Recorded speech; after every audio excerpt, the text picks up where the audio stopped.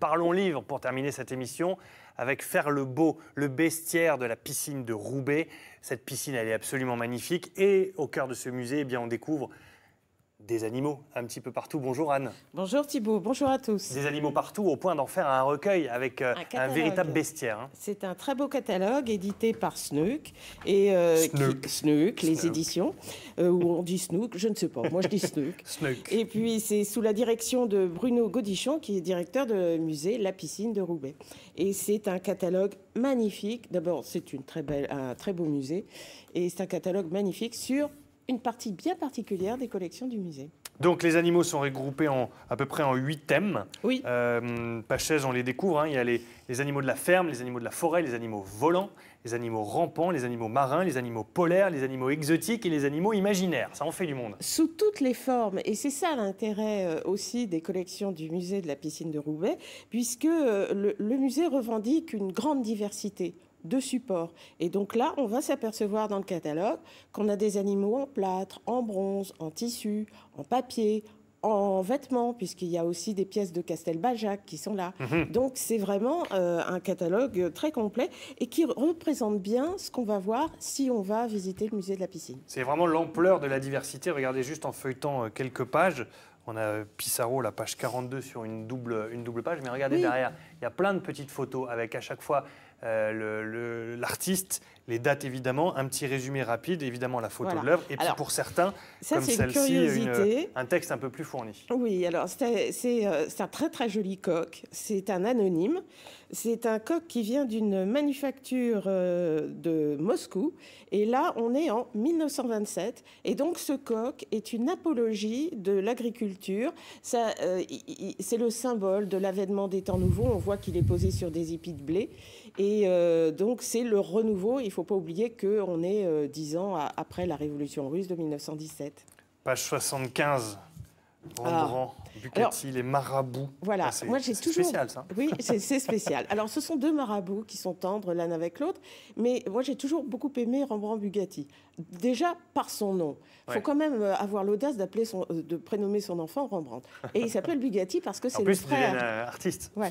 Et c'est le frère d'Ettore Bugatti qui. Des voitures. Des voitures, son frère. Et lui, il a choisi sa célébrité, il la doit parce qu'il a choisi de représenter les animaux de manière paisible, de manière complice. Il a presque donné des sentiments humains aux animaux et c'est pour ça qu'il a eu une renommée. Alors ça, c'était le nom connu, alors que l'artiste n'était pas forcément connu. Mais là, Picasso, qui s'expose à la piscine de Roubaix, c'est quand même pas tous les jours non plus, avec ses médaillons poissons et ses compoliers poissons. Qu'est-ce que c'est exactement? Un compotier. Un compotier, ah, d'accord, oui. Si je ne sais plus lire, effectivement. Oui, le thé, il est spécial. Hein, le thé est spécial sur le caractère choisi. C'est un compotier. Alors, d'un côté, vous avez à droite le compotier. On va commencer avec le compotier, qui est en argent, qui est c'est une pièce assez volumineuse. Et c'est dans les années 50 que Picasso a travaillé avec un maître orfèvre qui s'appelle Pierre Hugo. Et donc, il y a eu une série de 4 compotiers qui ont été tirés chacun à 11 exemplaires qui ont été créés. Et le musée de la piscine de Roubaix vous en présente un exemplaire. Et à côté, vous avez très certainement sur demande de Jacqueline, la dernière épouse de Picasso, vous avez un petit médaillon en or qui reprend aussi le thème du poisson, mais là, on est sur un bijou.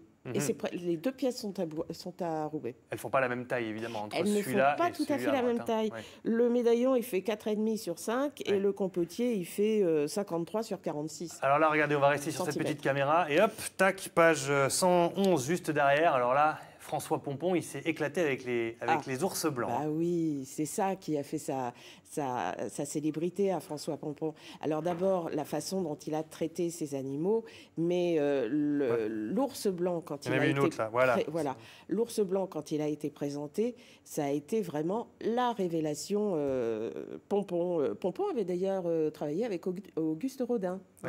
Et c'est vraiment... L'ours, alors c'est la tête qui est présentée à Roubaix. Après, vous avez une version ours blanc, le corps entier, mais c'est pas le grand ours blanc de Pompon qui est présenté à Roubaix.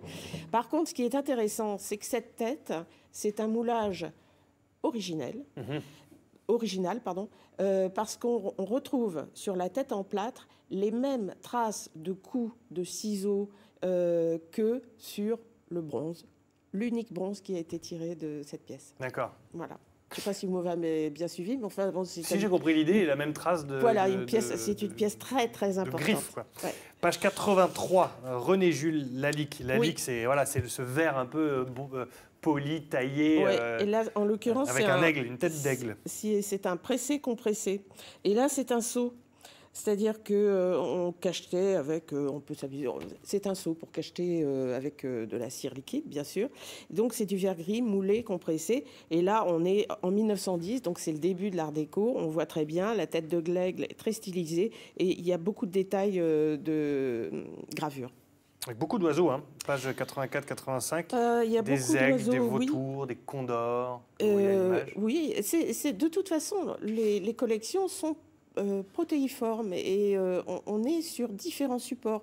Si vous allez, il y a quelque chose qui est très original. Si vous allez sur la page 141, on a 2-3 pages sur les animaux imaginaires. Ah oui.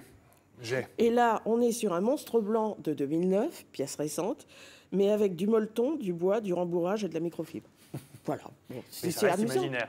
Ça reste totalement imaginaire. Tout ça est à découvrir au musée, donc la piscine à Roubaix, bien sûr. C'est un lieu magnifique. Avec ce bestiaire que vous pouvez découvrir comme ça au fil de votre visite et tous ces animaux à découvrir qui sont réunis dans cet ouvrage. Faire le beau comme fait ce phoque ou cet otarie, je ne sais pas trop.